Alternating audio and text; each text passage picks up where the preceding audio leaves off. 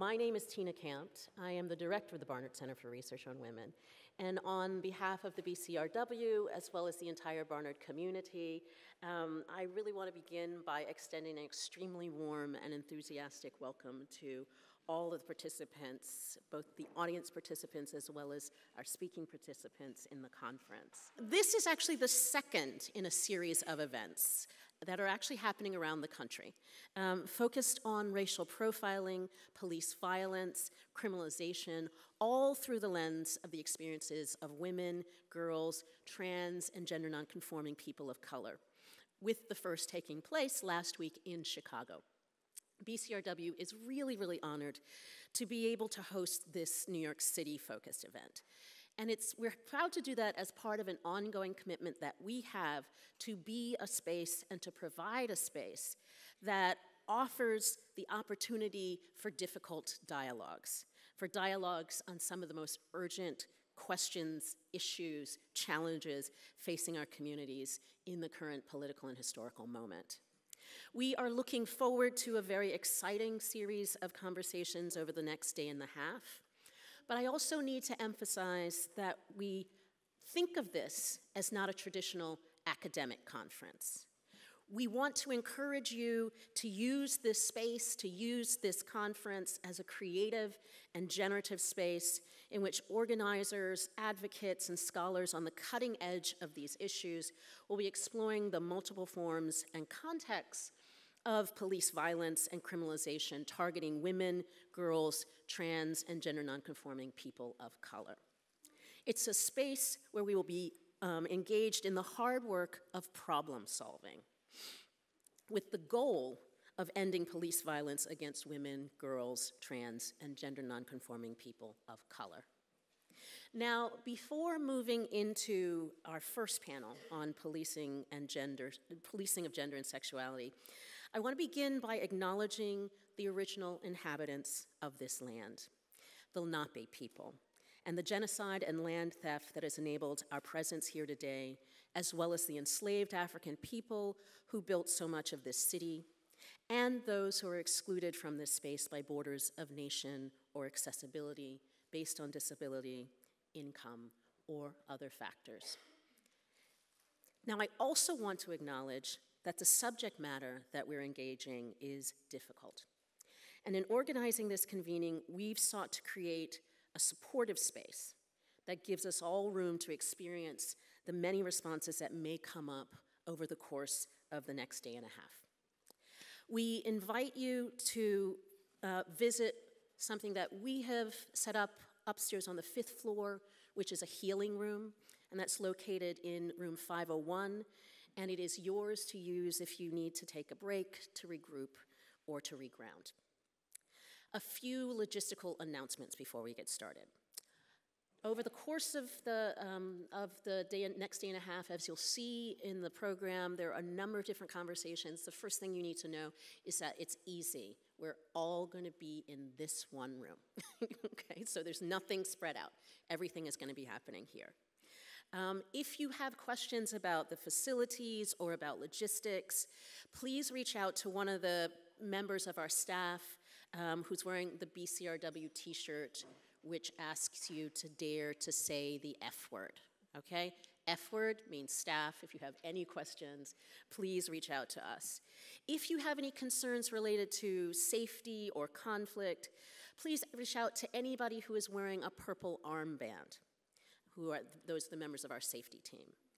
And finally, and equally important, if for any reason you would prefer not to be photographed and posted on social media, please put a red dot on your name tag, and you can get those red dots at the registration table.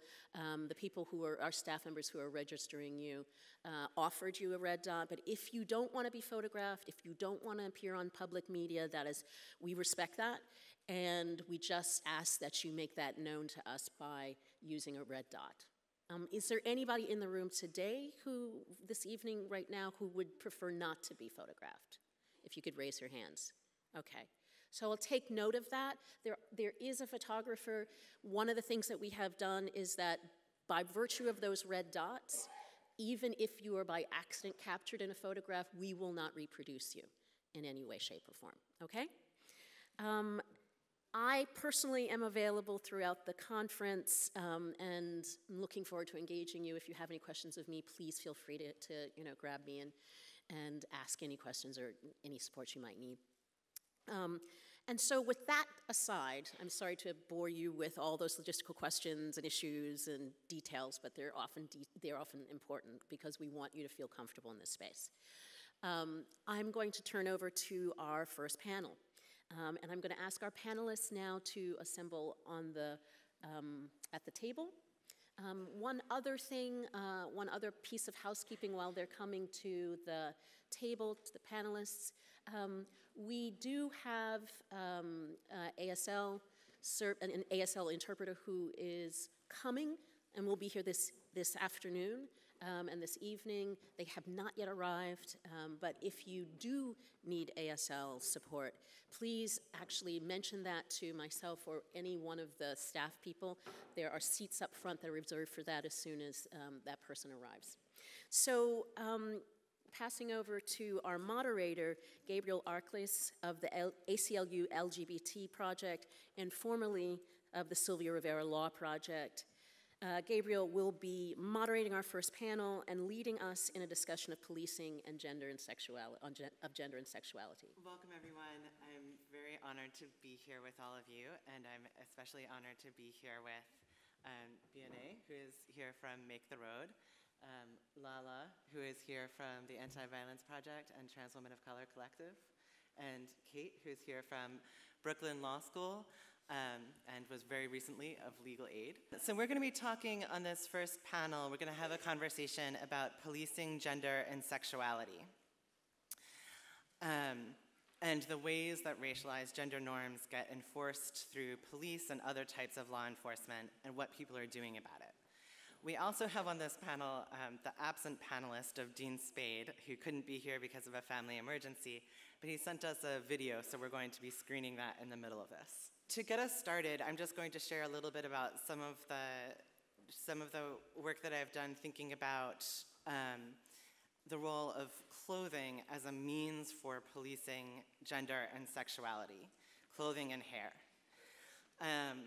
And one of the things that really gets me about this issue is that there's so much in our culture and in the law that says that clothes and hair don't really matter. They're not really serious. If you think about them too much, maybe you're sort of shallow.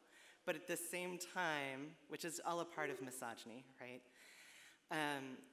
But at the same time, the government cares a great deal about our clothes and our hair, and they will use their power as the police to punish people for stepping outside of racial, gender, and sexual norms through clothing and hair. So I'll give just a couple of examples before I open it up to everyone else. We tend to think of criminalizing people for cross-dressing as something that is over. And in some senses it is.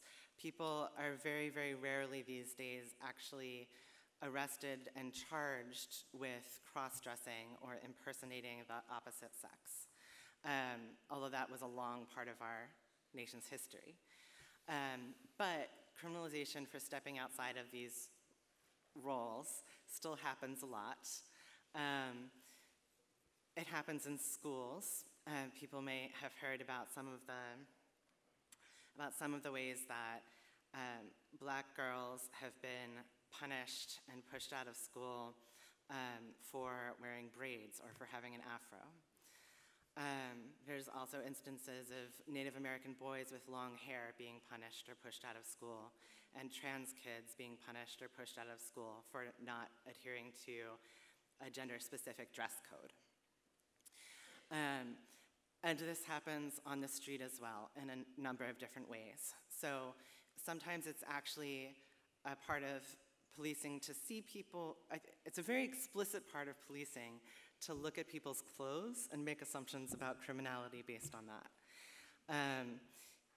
In one case in New York, around 10 years ago now, there was a trans woman who was holding a purse on the street, and the police stopped her and searched the purse because they said she was a man holding a purse, and that in and of itself gave them the right to search her. And that was upheld in court, that simply holding a purse as somebody who is perceived to be male was enough to search somebody on suspicion that they've committed a crime.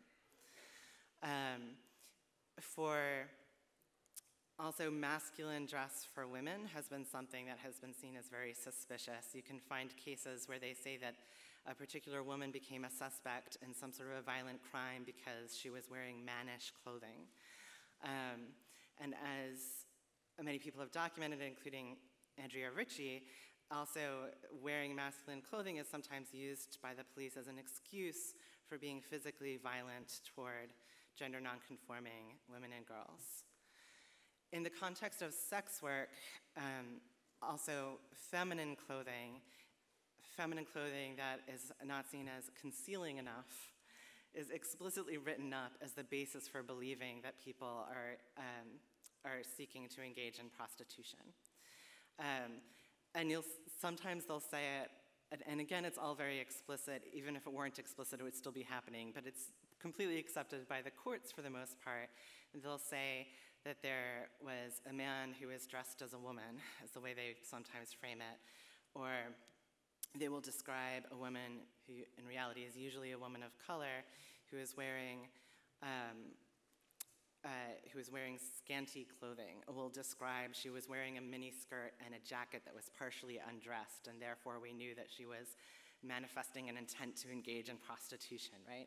And you certainly don't hear the converse. Like, you don't hear about masculine clothing being seen as somehow a sign that somebody is engaging in prostitution. But these particular types of clothing are seen as signs of criminality.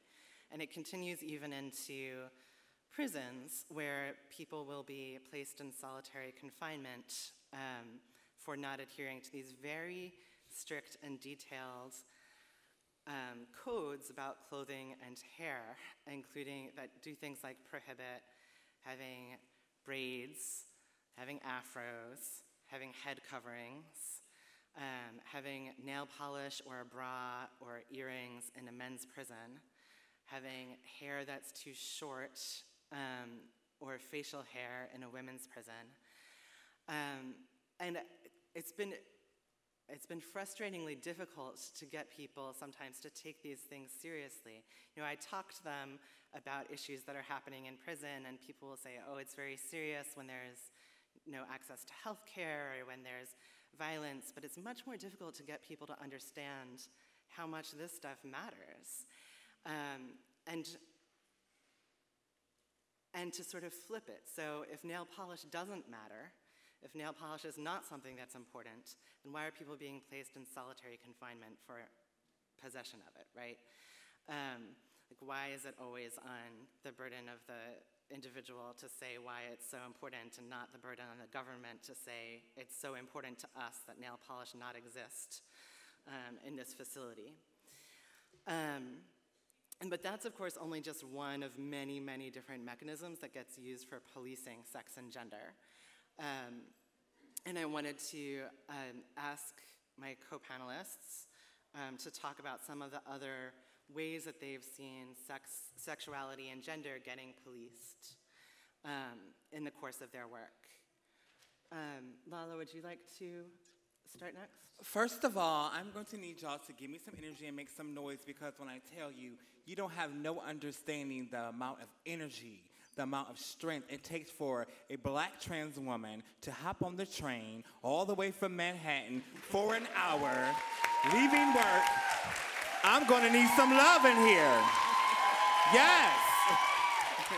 Yes. We're talking about some difficult things today, but also we're here to love on each other. So, you know, let's not get quiet. We're not at a funeral. You know, we're here to build and talk about this messed up structure of the police. That has been a messed up structure that was built on making people of color oppressed. It was built off of us, as us being deemed as troublemakers, as deviants. So it's no wonder that we're here talking about how black women are impacted by this, and most definitely how TGNC people of color and our undocumented sisters are impacted by this daily in ways that sometimes our cisgendered counterparts forget. Because at times you other us.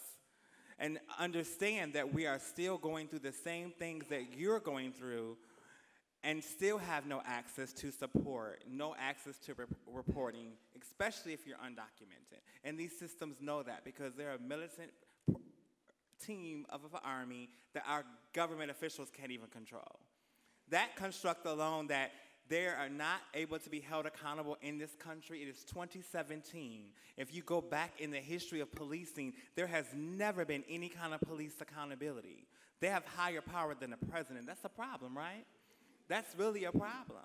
And so here in New York City, I've been in New York City for 7 years now. I'm a native of Detroit. Yes, 7 Mile and Illinois all day. And I just left home from Detroit for the Women's Convention with the Women's March. And being home was so, weird because it felt like the same way I felt when I was a 15-year-old trans kid, that nothing has changed. Walking around in a neighborhood like you were hoping that you wouldn't get attacked, but also hoping that you wouldn't run into the police. Because in my upbringing, the police set you up. The police made you be informants, like my sister Treasure, who was an informant, and it went wrong, and now she's not here no more. We were forced to have sex with officers so we wouldn't go to jail. So they abused their power. And now being in New York City where I see my sisters who are undocumented in Queens being harassed every single day, I have the pleasure to work with my sister Bianey all the time, and it's always sad to me that when I go to hang out with them or do outreach, around 7 o'clock, they say, LaLa, I have to go home because it's too dark. It's not safe. That should not be how anyone should have to live, to run home because it's not safe. And not safe only because of their neighbors not understanding them, which we get because that's transphobic, but that same system caused. But from the police. The police are out there every day taunting them, attacking them, setting them up, trying to set ice on them. And so that's a community that we don't even think about in our work, in our lives. You know, we're in Manhattan, we're in the Bronx, we're in Brooklyn. Even if you live in Queens, you walk by this every day and you ignore it. You don't see it as important because to everyone else, prostitution is like, oh my gosh, how forever did we do this? So now we don't even have agency over our bodies. How about we decriminalize sex work and we won't have these problems? And how about if this city gives TGNC people jobs, they wouldn't need to be doing it? Let's talk about that. Don't think it seemed like TGNC people, that is our only choice. Some people enjoy it. Some people find it liberating. Hey, I'm not here to down anybody. Everybody should be able to do whatever they want to do. But we can't not address the fact that TGNC people can't even get a job in this city. I am blessed to have a job to do advocacy. That's my job. But Macy's ain't checking for me. Bank of America ain't checking for me. T-Mobile ain't checking for me. HMI and Mac ain't checking for me. The realities of the opportunities of TGNC people in this city that's supposed to be so liberal and progressive, but you won't hire a trans person. But so you want them to be in the streets and die and get killed and get deported back to countries where they go through more heinous crimes than I have ever in my life, and I've been through some violence. But yet and still, you won't give me a job. You won't come to my house and take the report when my boyfriend beats me up and attacks me. You won't come take my report in the hospital. I was attacked in 2014 in the city during the West Indian Parade Fest. I still have a broken nose and a broken tooth to this day, where I was jumped by 6 Dominicans, and the police pulled up and automatically assumed I was the one in the wrong and allowed them to get away. I waited at the hospital for 8 hours, and no one came to take my report.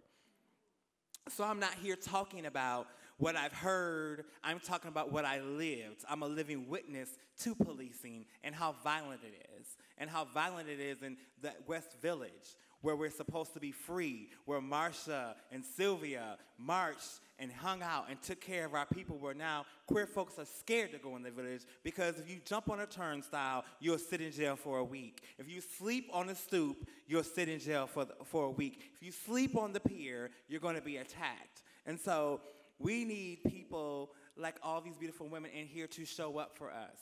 like we show up for you. We have to get past this gender thing. Let me tell you, gender is a social construct. Don't be fooled.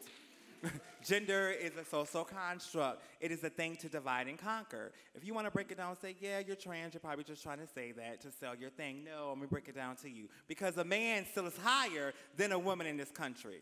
So that proves that gender, depending on who you are, it stands for something. We need to abolish gender. It's a toxic thing that separates us. It's a toxic thing that makes us all compete and get to a point where we're loving people as human beings. We're loving people as people. I tell people every day, your duty when you wake up is to be better than the president of the United of this fucking States. If you all wake up and be better than him, the world will be a better place. No matter what executive order he does, no matter what he does, as long as we collectively stick together and we're collectively being a better neighbor, being a better person at the corner store owner, being a better bus driver, that's how we have collective liberation. Hi, everyone. Yeah, see, there you go. Okay. I can't let it go without noticing, right? I'm going to set the bar a little bit higher than being better than the President of the United States. It's going to take a little more than that. Yes. Okay? Too easy. Let's just ratchet it up one notch. Hi, folks. I'm Kate Mogulescu. I am now a professor at Brooklyn Law School, where I'm going to be starting a criminal defense clinic. But for the last 14 years, I was a public defender in this city. The last, I guess, 8 of those 14 years were spent representing folks who were arrested because of their involvement in the commercial sex industry or because of their presumed involvement in the commercial sex industry. And so I think the way panels usually run is we make you very depressed first, right, by telling you everything that is horrific about what's happening. We then, at the end, are like, oh, wait, we ran out of time. We don't have much to say about how to fix all this. We might do that here tonight. We probably will do that here tonight. It's almost inevitable. But we're going to start by laying out some of the issues, then really think collectively about some areas of progress, some places where we're seeing a little bit of system response, a little bit of change, and then what we can do collectively moving forward. So the policing of gender and sex. What I can kind of add to this discussion is how the policing of prostitution throughout history contributes to some of the huge, huge inequalities and further oppression that LaLa just laid out, and that I think all of you sort of intuitively understand we're going to be dealing with in the next day and a half. In particular, to go from policing of dress and color to the policing of trans folks to just sort of policing, right? We have, in this country, done a lot in the last few years to start having conversations about what policing is, what policing looks like, who policing impacts, but in that conversation, gender is often an afterthought. We know this because of Andrea's work. We know this because of the work of many of the people who are going to be here tonight and tomorrow and throughout the day. Very locally, the policing of prostitution is not new. The policing of prostitution has happened throughout history. Every time we talk about it in a different way. Depending on the moment, we act like we're doing something new. But prostitution has been policed forever, and it's been a way to oppress women forever. Because let's just sort of air some concepts, right? Women are not the only people who engage in prostitution. Yeah, I see nodding, I hear some mumbling. Okay, so we're warming up to that, we're becoming comfortable with that, right? Yet women are exclusively the people who are policed for prostitution.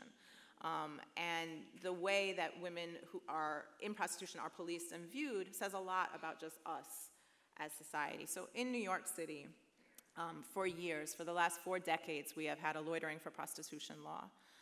This law has basically given the police absolute free rein to make arrests when they believe someone is loitering with the intent to engage in prostitution. Under this law, there does not need to be an actual agreement to engage in sexual conduct for a fee. There does not need to be any steps taken to actually get to the point where prostitution could occur. This law is actually a tool of street policing, right, that gives really unchecked power to the police to decide who to arrest, where, and when. Wrapped up in this are the notions of how police view people on the street. So this is a little bit bigger than my normal classroom, and so I'm not going to make you call out, but if we think about what factors then the police would use to make arrests under the loitering for prostitution law, what jumps out at you? The way people dress, right? The fact that someone may be a male wearing a purse or a male wearing a dress, as some of the complaints that we've seen over the years have said.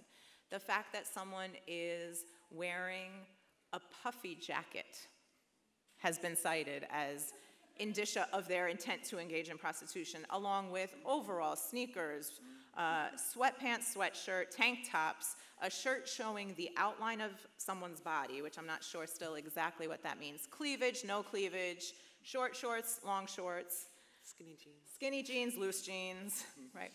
All this to say that what we see under laws like our loitering law is the most arbitrary decision-making by police, and a law that actually allows and encourages that. We have seen the law applied in specific areas throughout the city at specific times for what I will suggest are specific reasons. So when we talk about violence in the West Village or not feeling safe in the West Village, and we think about the police sort of response in the West Village, we also have to think about who resides in the West Village now versus 20, 30, 40 years ago. What people want their streets to look like, what people don't want their streets to look like, what is communicated to the police then in terms of what residents expect from policing, and to take it out of Manhattan, right, and to look at an area like, for example, the 52nd Precinct in the Bronx, an area around Monroe College, right, where many trans folks go to just hang out, socialize, gather safely, right, find folks to talk to date maybe. But what community reaction is to that requires police response. So the loitering law has been increasingly, or incredibly, not increasingly, wrong word, incredibly problematic since its inception, and has been used to continue sort of this arbitrary policing that we understand because we talked about it in the context of stop and frisk. We've talked about it in many other ways, but we haven't really fully talked about the way that it impacts women of color in this city. So in my former role at the Legal Aid Society, we heard time and time and time again about the unlawful arrests that were occurring under this law. It was impacting many of our clients. There was also something just really just unfair. I know that's not a very sophisticated word, but just unfair about the way these arrests felt because of the arbitrariness that was driving it. So last year, we filed a lawsuit against the city of New York, challenging both the constitutionality of this law, saying it was in fact unconstitutional because it was so vague, because it allowed for this arbitrary policing. And we also challenged the way that it was being applied and enforced by the New York City Police Department. This is a case that's ongoing, but maybe something that we can return to as we think about solutions or ways forward. I'm not sure that it's a solution. Let me be very honest about that. Generally, challenging laws in federal courts is not a very efficient way to make change, but it's a start. And it was a way to get people really focused and talking about this issue outside of the spaces where we were already talking about it and focusing on it. Later on in the panel, I'll hope to also talk a little bit more about how some of the recent attention that's being paid to the issue of human trafficking plays into this, some of the dangers that we're confronting now with the way that phrase is being used, is being understood, and is being put into law. We have some real issues to discuss there. And thinking about this again in a historical context, where we seem to be with that is repeating so many of the mistakes that we have made in our criminal legal system time and time and time again.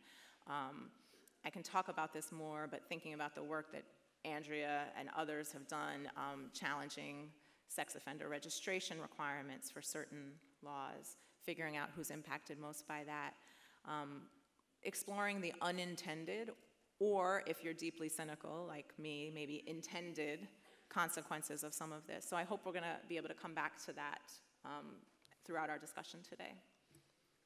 Voy a hablar en español y I'm going to be speaking in Spanish, ella va a ayudar a traducir. and she's going to help me translate, interpret. So, ¿Les parece poco que 25 personas, mujeres trans, hayan perdido la vida solamente en este año? Do you think is a little thing that 25 trans women have lost their lives just this year? Y de esas personas, solamente 2 o 3 personas de atacantes han sido arrestados. And of those people, only 2 attackers have been arrested. Pero esto refiere también a lo del trabajo de la policía, lo que hace directamente con la comunidad trans. But this is also in reference to the type of work that the police engages directly with the trans community.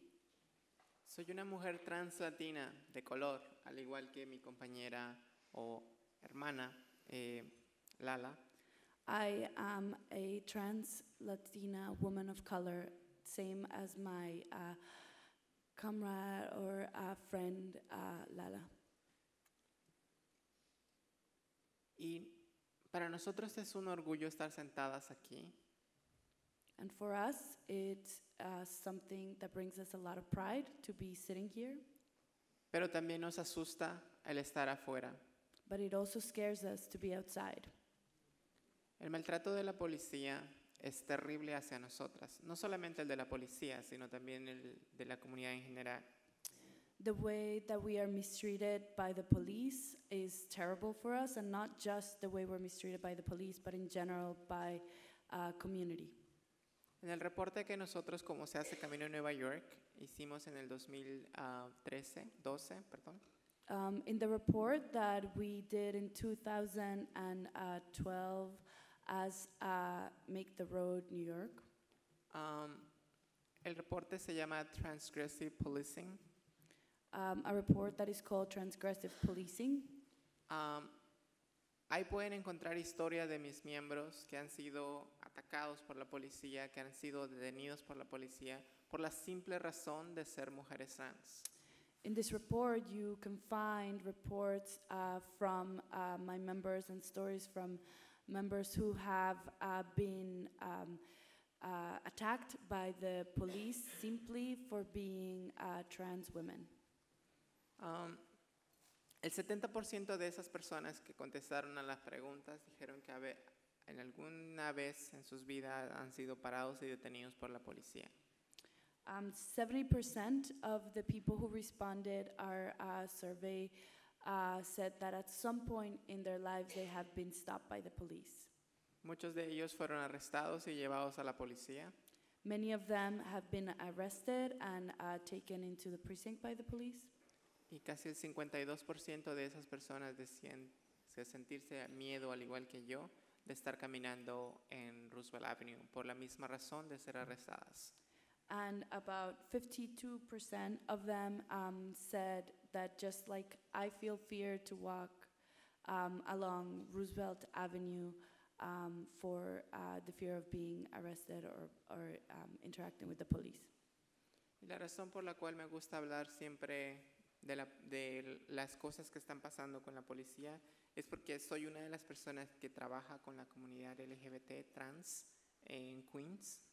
One of the reasons why I always like to talk about what is going on with police and police engagement is because I am a person who works with the LGBTQ community in Queens. Desde el 2016 al 2017, como se hace Camino a Nueva York o Make the Road New York, tenemos registrados 24 casos de ataque hacia las mujeres trans en Queens. In between 2016 and 2017, Make the Road New York has tracked at least 24 attacks against or aggressions against trans women.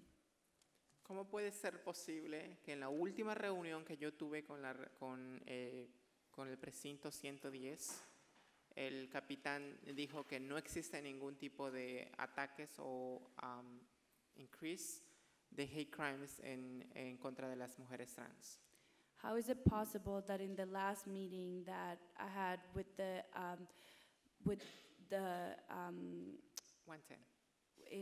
110 precinct, they said that there had not been any increase in attacks or aggression against trans women?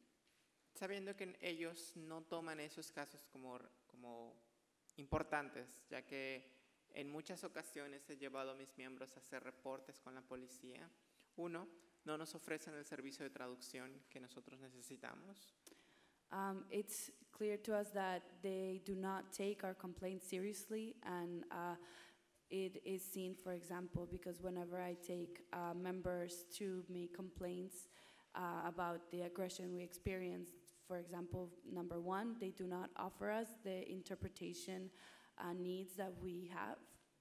Dos, se burlan de nosotras por el simplemente hecho de ser mujeres trans. Two, they laugh and mock us for the simple fact of being trans women. Tres, ellos nos hostigan hasta el punto de nosotras no querer seguir con el reporte. Three, they harass us until the point where we do not even want to continue making the report. Sabemos que el presidente número 45 está mandando un mensaje de odio hacia las comunidades. We know that President number 45 has been sending a lot of hate messages against our communities. Solamente en el año que él empezó hasta esta fecha, han subido los crímenes de odio el 42% en toda la comunidad en general. Just in the last year since he came into office, there has been an increase of 42% in hate crimes against all our community. Esto no incluye a la comunidad trans, porque no existe un registro básico donde ustedes puedan encontrar esa información. This does not include the trans community because there is not a basic registry where you can find this type of information. Porque también la policía no toma estos casos serios. Because the police does not take these cases seriously. Y no los toma como crímenes de odio. And does not consider them hate crimes. En marzo de este año, 2 mujeres trans estaban tratando de entrar a un McDonald's. In March of this year, 2 trans women were attempting to go into a McDonald's. Cuando un hombre blanco las empezó a insultar y las golpeó. When a white man started insulting them and hitting them. Al punto de una de ellas terminó con el pie roto. To the point that one of them ended up with her leg broken, her foot broken. Ella me llamó y me dijo lo que estaba pasando. Cuando yo tuve la interacción con ella, le pregunté si la policía había tenido buen trato con ella. Ella me dijo que siempre le estaban llamando de señor. She called me and told me what was happening. I asked her what type of interaction she had with the police, and she said that the police insisted in calling her sir. Esto para mí es muy desgustante, ya que por más entrenamientos que hemos dado, tenemos la guía de patrullaje de la policía, no lo toman. No saben cómo interactuar con la comunidad. This to me is very upsetting because no matter how many trainings we do, we have created guides for the police. They do not take it seriously and it doesn't affect their behavior. Pero lo más terrible de este caso fue que no le pusieron servicio de interpretación a la persona. But the worst thing about this case is that this person was not given an interpreter. Su atacante salió a los 2-3 días, pagó una fianza de $2,000 y eso fue lo único que él pagó. The attacker was let out 2 to 3 days later. He paid a bond of $2,000 and that is the only thing he paid.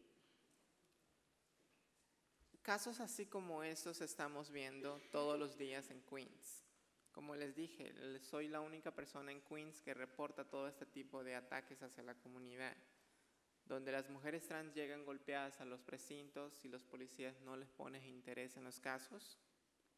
Cases like this is something that we see all the time in Queens. I am the only person that reports these types of cases. There are so many times that women, trans women, arrive at the precinct beaten beaten up or having experienced aggression, and they are not taken seriously by the police. So, thank you. Thank you. Thank you. So we've heard a lot about incredible violence against trans women of color in particular, and the police not responding to it or responding to it with harassment. We've heard about the police profiling people on the basis of gender, sexuality, and race, and particularly harassing sex workers and profiling trans women of color. And we've heard some about the impact of that on our communities. And I want to try to shift us now to focus more on some of the work that folks are doing to try to change these dynamics. And there's been an incredible work that actually I know a lot of you all have been involved in, and people on this panel and people not in this room, to try to make change on these issues. And would it be possible to bring up the video from Dean? Yeah, let's make some time for Dean. Dean Spade. I'm so sorry that I can't be there with you in person and be part of the conversation that you're having today. I was asked by the organizers just to share a few thoughts that might be useful for the strategizing part of your conversation. I'm really grateful to be included in this, and I look forward to watching the conference videos. So when I was thinking about the questions of this panel, I was thinking about how, you know, we're living in this like pretty complex moment where obviously we're seeing this emboldenment of law enforcement, you know, with the Trump election. And so we're seeing, you know, the rise of white nationalism, and we're seeing that all forms of law enforcement, immigration enforcement, policing, and more are kind of emboldened in their violence in this moment. At the same time, there's also still many jurisdictions, you know, cities, states, whatever, where the local governments are, you know, liberals, or people I'd call fake progressives, who are still kind of doing the move we saw more under Obama, people who say they want to, you know, reform policing, and who offer kind of talking points around that and very, very minimal concessions that are usually pretty surface. And a lot of those people use gender and sexuality as some of their frames. Like they'll say they're against discrimination against trans people or against police violence, but in a way that's pretty surface. They tend to still be, those politicians tend to still be doing the same kinds of projects, like expanding jails and prisons in their jurisdiction, or, you know, still offering, having a business license for a private immigration facility and things like that. So we're seeing kind of, we have to contend with like both these forces, both the fake progressives with their veneer of interest in police reform and you know, gender and racialized violence, and then the, like, you know, mask off, totally straightforward, clear, openly racist, openly transphobic, sexist, pro-policing, pro-immigration enforcement forces that are, you know, very loud right now. So I think it's a really complex moment for all of us, and also we're all in different locations. There can really be a lot of tension, because even if you're in a jurisdiction where some part of the local government is saying that they are interested in these kinds of reforms, the police in that same jurisdiction might be in a battle with the local government about that, right? So there's a lot to keep track of about thinking about how change works and what's possible with the different strategies we've all been trying for, you know, in the past.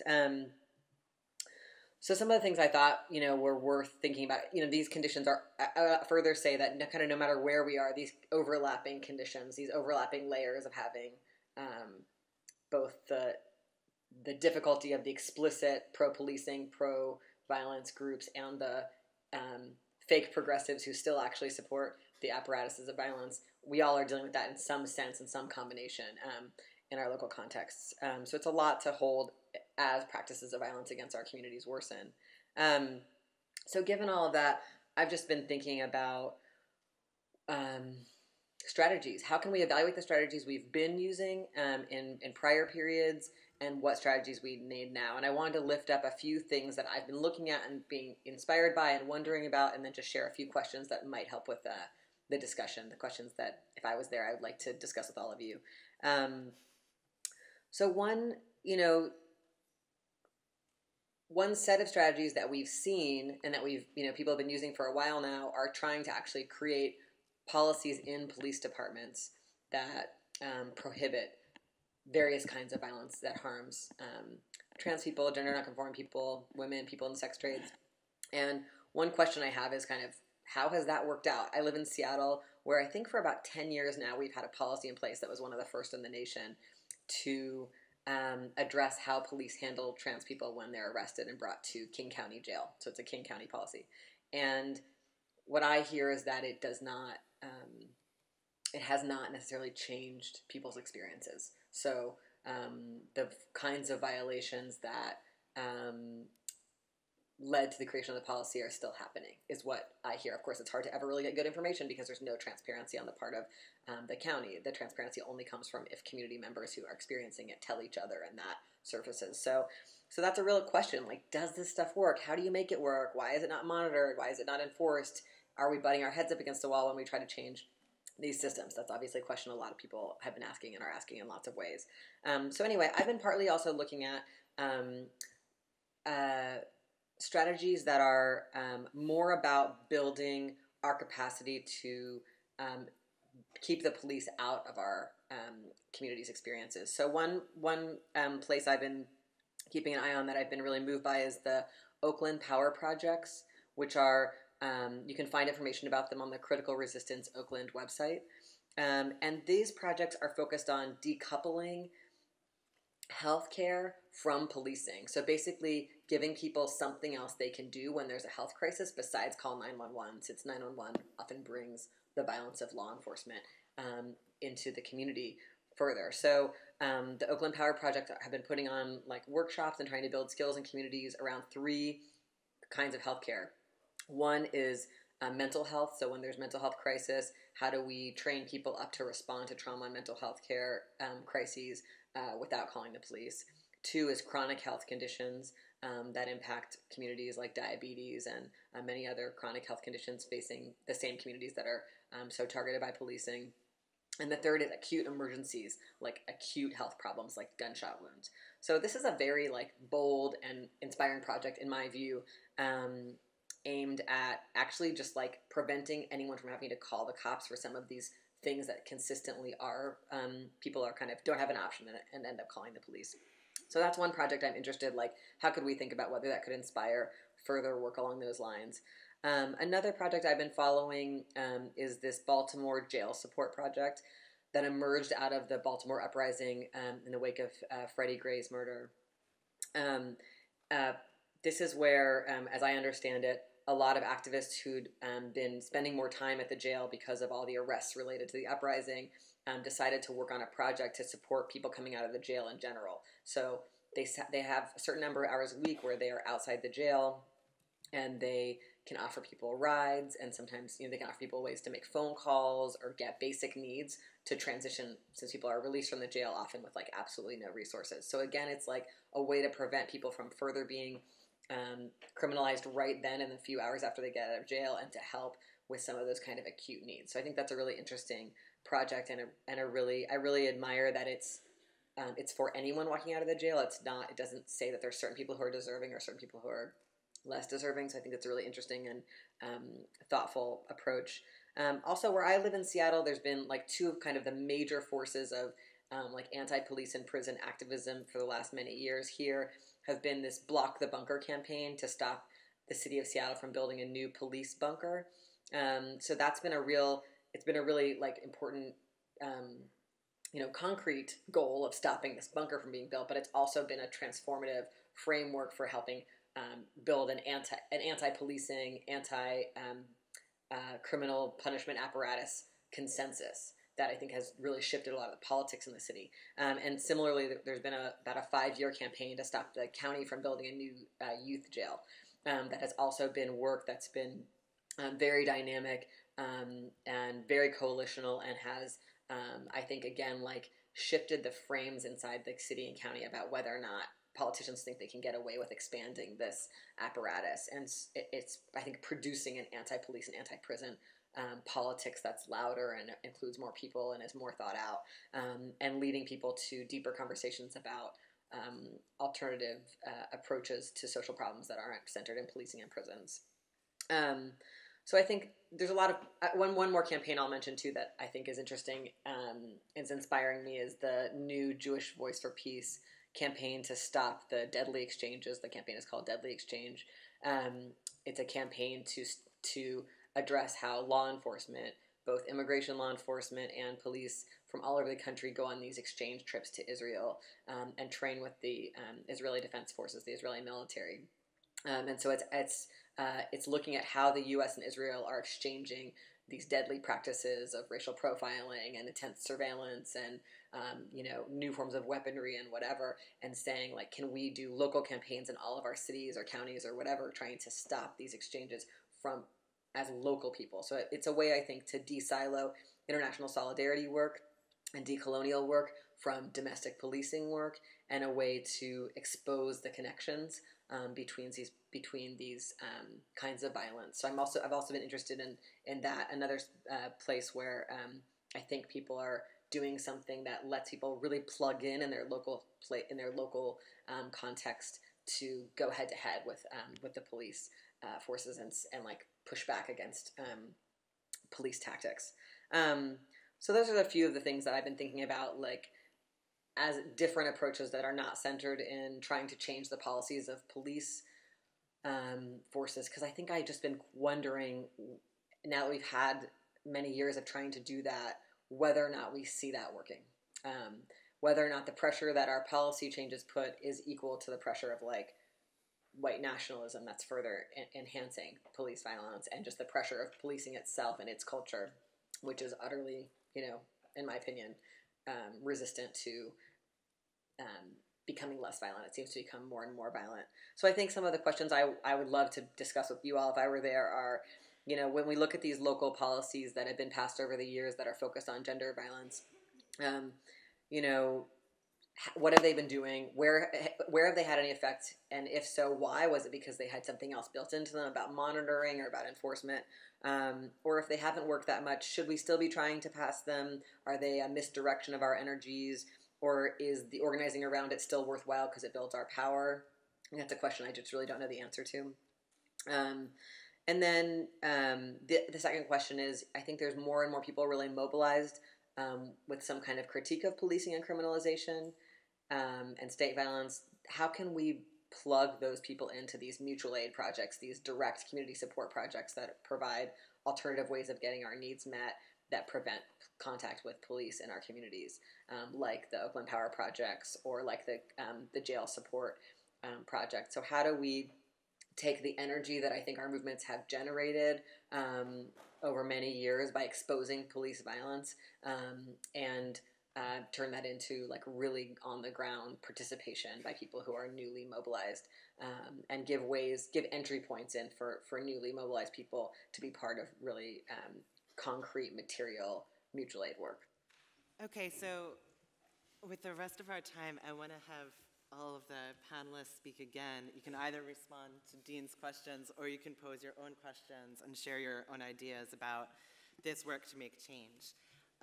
Relatively briefly, because then I also want people in the audience to contribute your own thoughts and ideas on these questions, okay? Well, since I'm on limited time, I'm going to do, it's not a shameless plug, because it needs to be done. So this is the part I need everyone to take out your cell phone. For real, work with me, people. Thank you. I need you to call 718. Wait, okay. Or get your pens out. Just get your pens out. I want you to write. This first number is for Richie Torres. What are we saying to Richie? I'm going to give you the number first. We're going to get it all in order. 718-842-8100. The next person I need all of you to call for me is Antonio Renuso. And that's 718-963-3141. And the reason why you're calling them is because you're going to call them and demand that they force the Right to Know Act to pass on the 16th of this month. So that's what I'm going to use my time for. If you want to know more about the bill, you can go to changethenypd.org, because I don't want to take a lot of time. But basically, the bill would make officers have to have a reason when they're stopping you and there's not no warrant involved. They have to give you a business card and identify themselves and have a clear reason why they're stopping you. That's the first one. The next part of the bill would also would be searches. If you have no warrant and no reasonable cause for no search, they need to have a probable or real reason of searching you and proof that you've gotten permission to search. But yeah, I'm a part of CPR, ride or die with them all day. Call those two people. You can follow us on Twitter, change the NYPD to get more information, retweet, harass them. Them are two major policies that could help hold police accountable for fucked up policing. Then also, I just want to lift up no condoms as evidence, but we do know that they're still getting the girls for condoms, and also the patrol guide that also helps TG&C people in the patrol guide, but we're demanding that they get an audit to make sure that these things are going. And thank you all so much.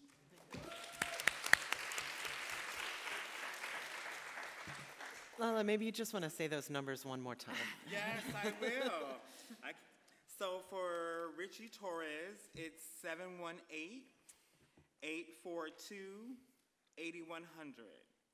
And for Antonio Renuso, it's 718-963-3141. And you can even tell him I said to call. Drop my name. I want to make him upset. Thanks.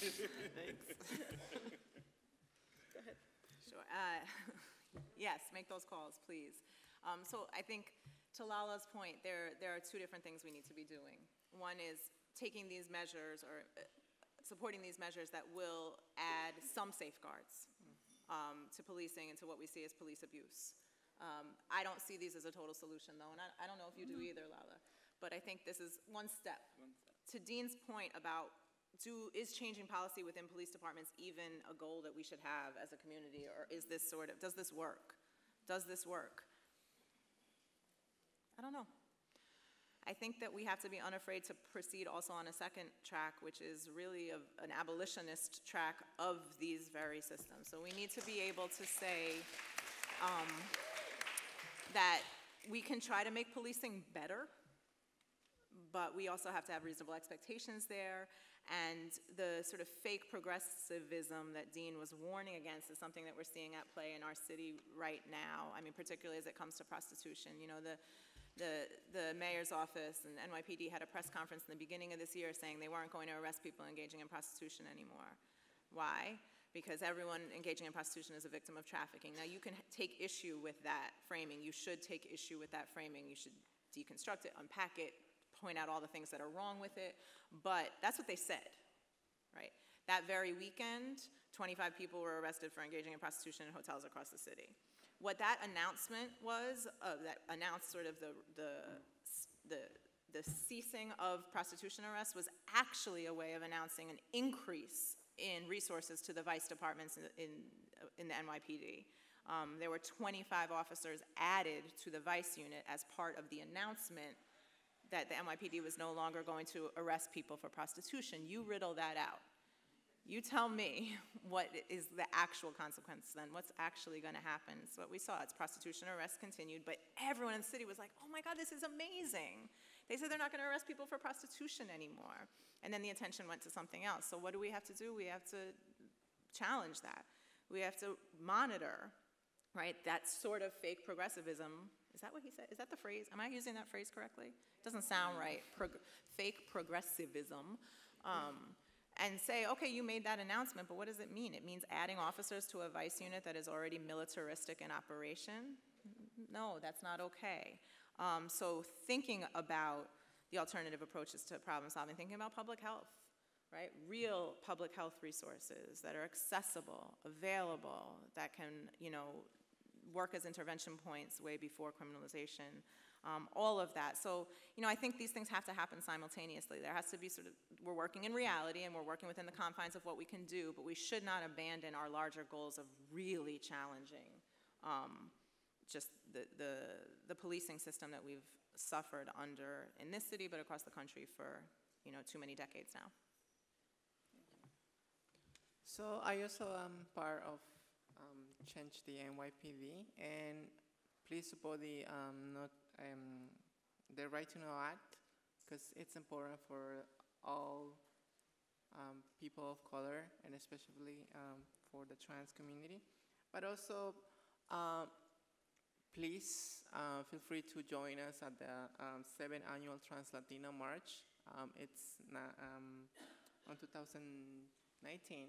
But it's gonna be so fun this year. Our message is gonna be that we exist, I exist, and we want to every single person that is here to participate. You can also find the Facebook event as the Trans-Latina March, the 7th annual Trans-Latina March. It's a fun. Actually, my sister LaLa is always there supporting me, and some other organizations. So feel free to find it on Facebook.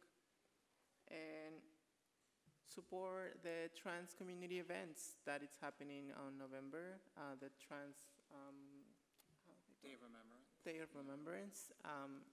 You know, we remember our sister that has been lost their lives because of violence. And thank you.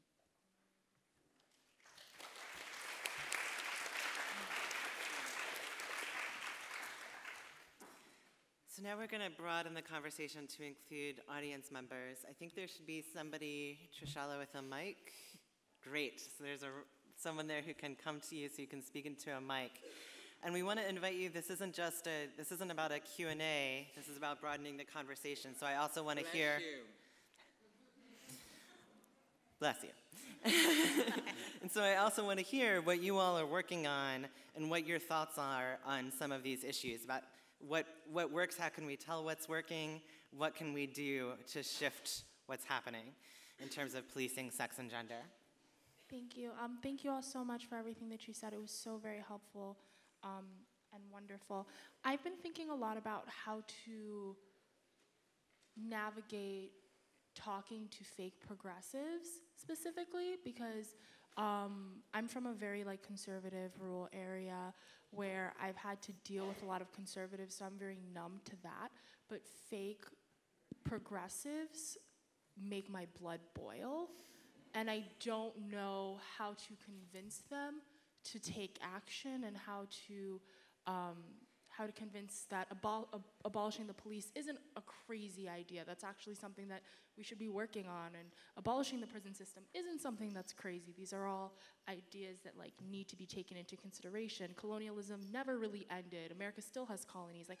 Things like this, I don't know how to navigate. Well, what I like to do, because they're fake, right? But they're acting like one way. So every time I have an opportunity, girl, this thing is happening today, girl, you're progressive, remember?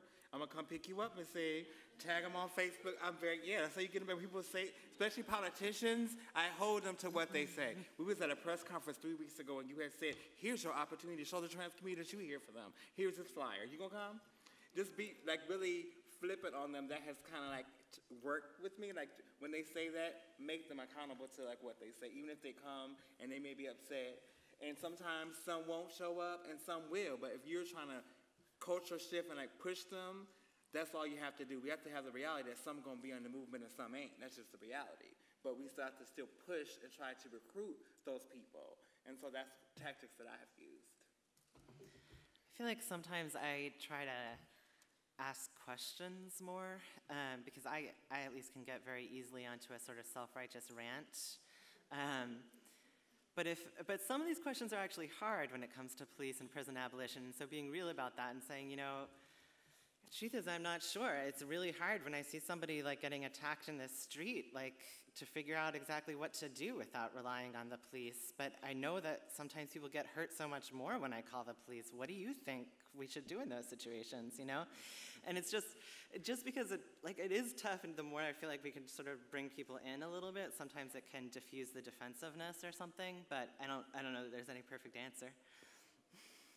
I think that's a really good point, is that some of these questions are complicated, and we often present them as one-sided or simple, particularly if we're on a panel where we're kind of like-minded and all saying the same thing, but there is some complication here, and we have to recognize even within ourselves when we fall into those same tendencies that we might condemn in other circumstances. So when do we expect police response in our lives, and when do we sort of lean on the carceral response and call ourselves out on that too, and say if we're talking about abolishing these systems or criticizing these systems, we can't then turn around when maybe it's a sexual assault or something that we want heavily prosecuted or punished. We have to be talking about that too, I think.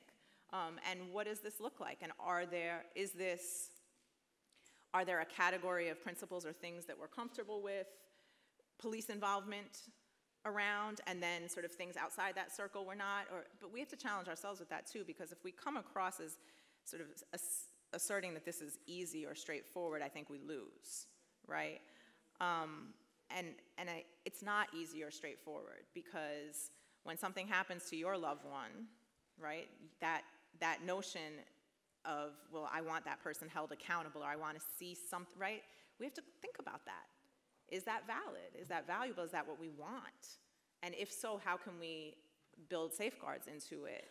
But we can't just offer some of this stuff and not consider the other side of it.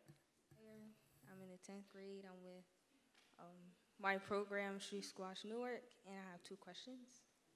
The first question is, the clothing girls wear in school are always sexualized by boys and even by school teachers every day. Why isn't that a major problem?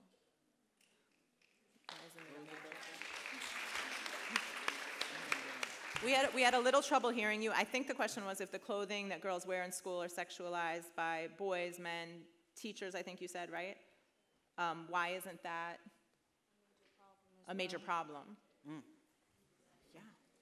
Oh, and my second question is, policing and sexualization of women of any race has been going on for so long, with some help received from the government, mainly through persistent protests and unity of people. Why is it that it takes so long for change to happen when the government is supposed to be working for the people?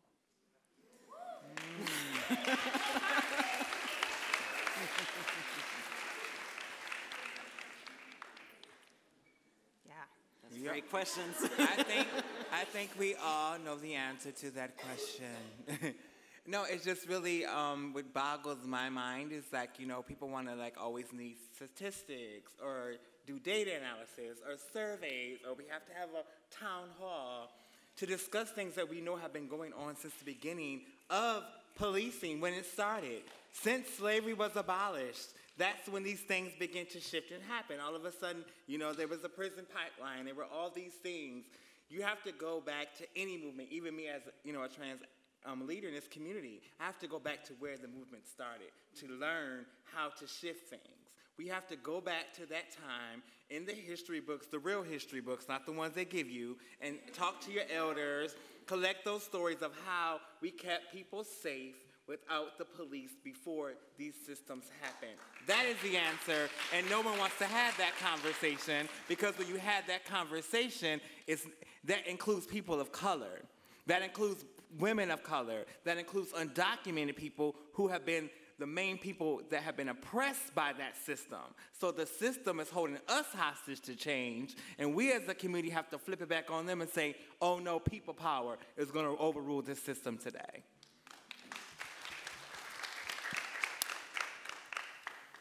I was in a program, participating in a program, and I had to quit because I asked them how were they going to treat trans in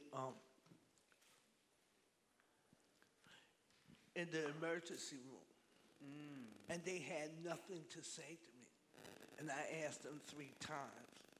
I also asked them where was a shelter if a trans sister or a trans man was assaulted. They still did not have an answer for me. So I'm asking this panel to work with us to find places that our sisters and brothers can be safe after sexual assault. Thank you. Okay. Well, after this panel, I will give you my business card. You can call AVP's hotline. 24 hours is English and Spanish. We have resources. You can report violence anytime, not just here, all across the country. You might want to write this one down too.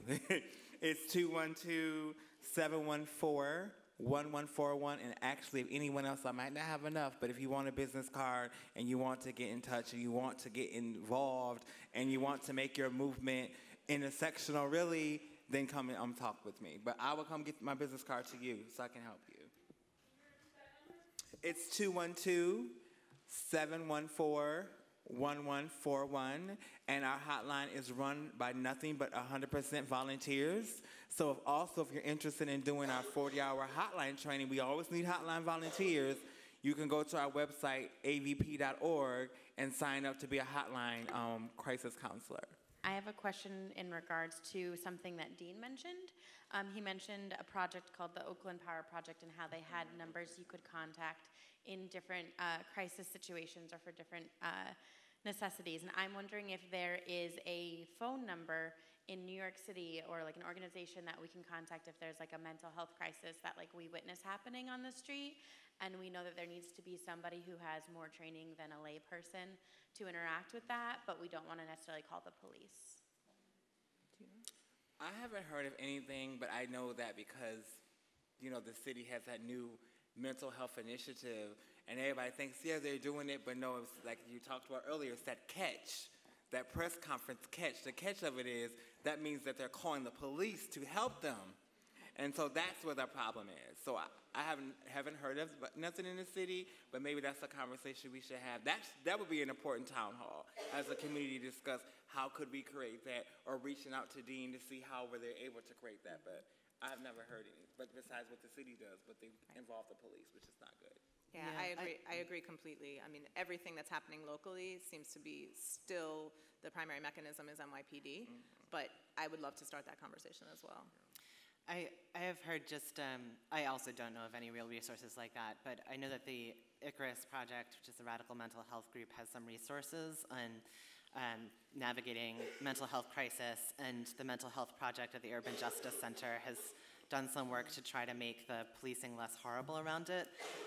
I also I feel like it's true that sometimes we really do need more than what a stranger can provide on the street, but I also want to encourage us, I feel like we get so focused on thinking about only professionals can help or can intervene, and I think actually we can help in a lot more circumstances than we maybe think we can. We may not be able to solve somebody's problems, but neither can therapists actually, or psychiatrists or anyone else. We can still be a resource and listen to somebody and just try to do some basic de-escalation or something like that. But I agree, it would be great to develop more community resources. A couple of the organizations in the city that are trying to do the similar work to what Dean was talking about in Oakland, like People's Power Assemblies or Brooklyn Anti-Gentrification Network, they have trainings for not calling the police instead, and I can affirm that there's no organization that they encourage you to call, but instead one thing that they're doing is encouraging community members to self-educate, especially if they have community members or family members who are mental health professionals, to try to create and spread knowledge of basic ways that people can intervene in mental health crises on the streets. So another way, I really want to reiterate that the last person said, and also encourage folks to not just blindly reach out, but this is the time to do self-education and see what we can build as a community. My question is more of your thoughts on specifically on migrant folks or migrant sex workers and the precarity of their situation, because decriminalization and legislation doesn't really work of sex work, because then being undocumented is something that is another thing that needs to be kept in mind, because in one hand, someone might not come and talk about abuses or in the sex work industry because of the precarity of their citizenship. So I just want to ask more about that, because it is a very intersectional issue and affects a lot of undocumented queer folks of color in sex work. So I can start, but there are many issues that come out of this question. One specific issue is police violence and police misconduct against immigrants who are engaging in sex work. And we have a specific issue here in New York, specifically about reporting of that police violence. Whereas one of the things that we need to do to counteract police violence and abuse is name it, say it, talk about it, report it, right? But undocumented folks can't really do that. And they can't do that specifically in New York for a very nuanced point, which is that in order to really move forward with a charge of police conduct against an officer within the NYPD's disciplinary system, that person would need to testify at an administrative hearing. And for undocumented folks, testifying, admitting that they were perhaps engaged in prostitution, admitting that they have no status, admitting that they're even working in a massage parlor without a license, which is a criminal offense in New York State, could expose them to very risky consequences in terms of their potential detention, removal, et cetera. So we need to, on a policy level, right, think about what truly being a sanctuary city means. I know that's a phrase that we hear a lot, but how do we truly offer protections for folks who need to report police misconduct specifically? I'm not even getting into reporting a whole other host of violent things, but police misconduct, and how do we make sure that that proceeding at least does not put people in further danger? That's a policy fix. The bigger question about, I think, decriminalization is too much for us to get into within the time that we have left, but I think where I end up on that, since you asked for our thoughts, is that criminalization makes no one safer. So even if decriminalization doesn't provide a path to employment for all people, which I don't think that it will, criminalization is too harmful, and therefore that's sort of where I end up on it. So, básicamente te voy a contar un poquito sobre mi historia. I'm going to tell you a little bit of my story. Cuando tenía 18 años fui arrestada, fui golpeada por un hombre homofóbico. When I was 18, I was hurt by a homophobic man. Que a mi amiga y a mí nos golpeó salvajemente. Nosotros paramos a la policía. He hurt us a lot. He hurt my friend and I a lot. He beat us really hard, and we asked for help from the police. Y la policía nunca nos puso interés. And the police never paid attention to us. Por esa razón yo estuve detenida 18 meses en Rikers. And that's why I was detained in Rikers for 18 months. A punto de ser deportada a mi país de origen. Very close to be deported to my country of origin. Pero esa es una de las consecuencias por las cuales o cosa por la cual yo trabajo para la comunidad que no tiene la voz. And that's one of the reasons why I do all the work that I do in favor of the communities that have no voice in these situations.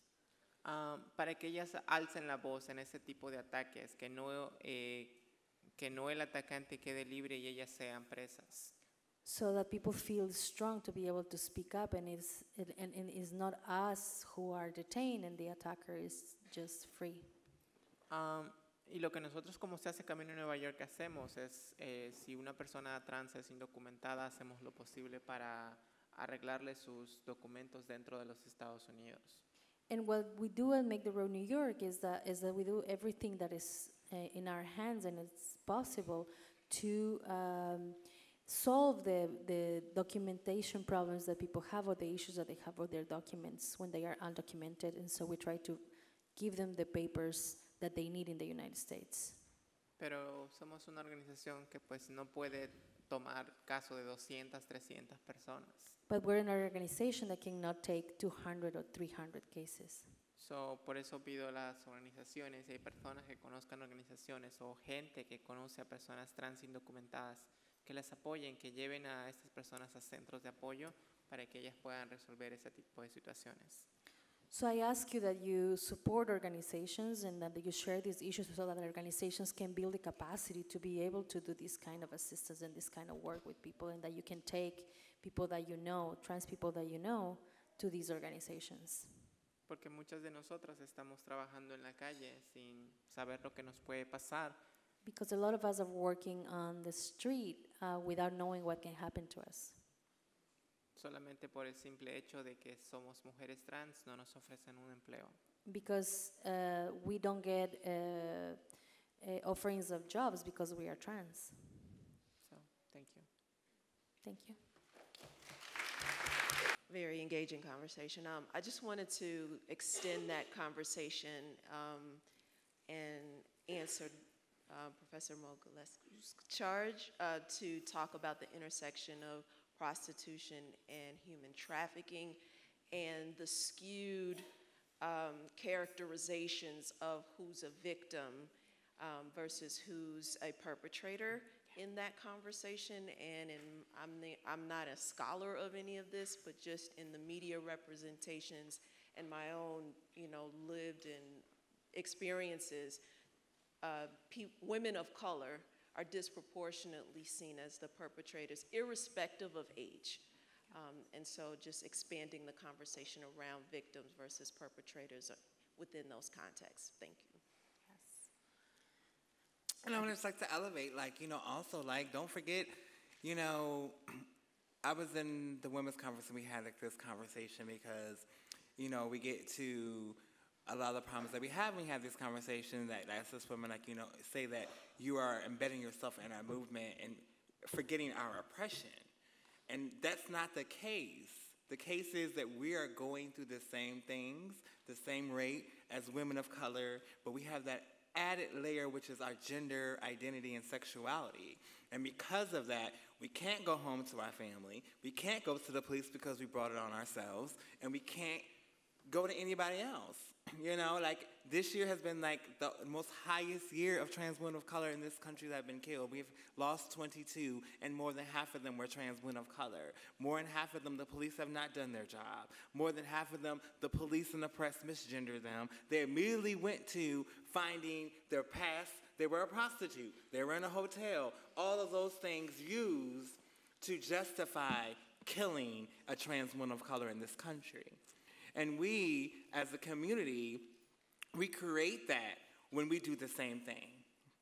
So it's easy for us to point and say what someone shouldn't be doing, even if it's someone that killed a trans woman. I'm a person, I'm an abolitionist in so many ways, but I look at it in the LaLa trial. We sent this black man to prison where 9 times out of 10 he's going to be praised for what he did. He's going to be released in 10 years, go to that same neighborhood. What has he learned? He's learned nothing. He was in there because the system told him to kill the black trans woman. The system taught him toxic masculinity to kill and to abuse women. And so we set ourselves up when we talk about these things if we're not dismantling the things that are causing the toxicity. And so that's where the conversation needs to go. Just like if you tell a child, don't touch that because it gets hot. And you don't have that conversation on why it gets hot or why you don't touch it, but then you mad because they went and did it. How are we going to dismantle transphobia? How are we going to dismantle how we treat our undocumented our sisters in this country? How are we going to dismantle not to over-sexualize women? It's not okay to just use black women how you want to and abuse them. Until we're not teaching people, then how are we going to learn anything? We have to, like you said earlier, you have to look at both sides of it.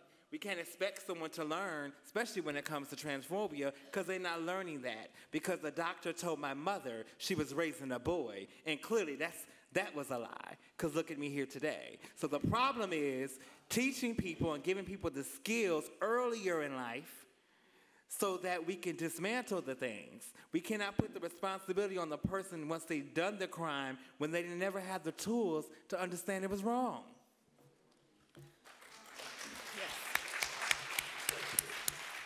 So there's absolutely that, which is our impulse towards criminalization in certain instances. But to your point about human trafficking and who is impacted by trafficking laws, what we're seeing, what is happening is very troubling, and we all should be troubled by it. But what we are seeing is the enforcement, the burden of these very severe and quickly implemented laws against human trafficking. We're talking about the last 20 years, really, of laws in this area. Falling disproportionately on women of color who are involved in commercial sex, whose role in working with, working around, working near other people engaging in commercial sex, sometimes minors, right, exposes them to tremendous liability. This is not what most people think is happening when we talk about human trafficking. It's not the vision that comes to mind, but it is the practical reality.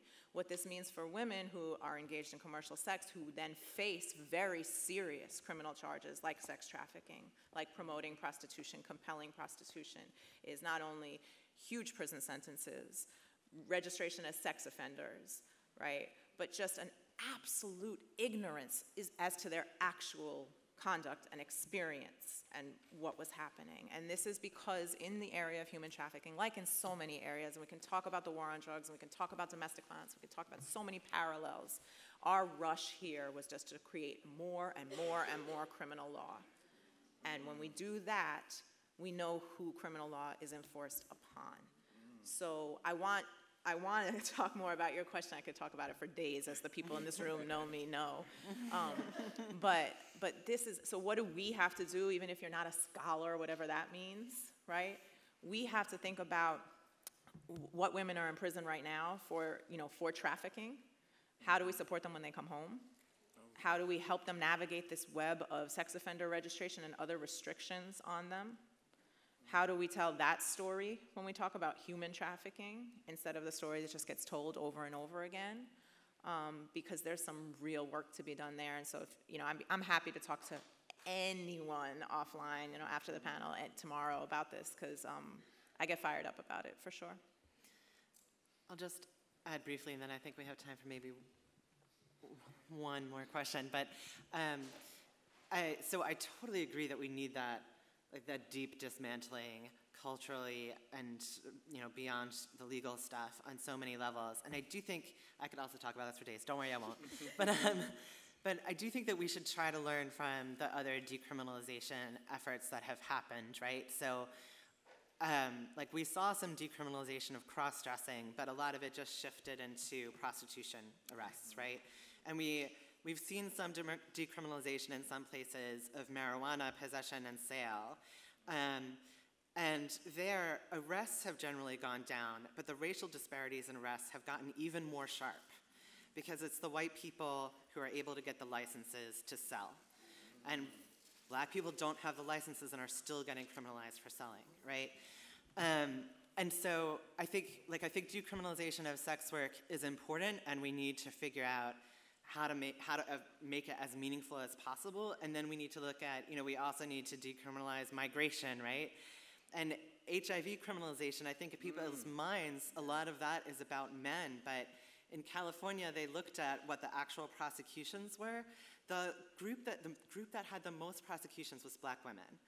And it was overwhelmingly used in conjunction with prostitution charges, right?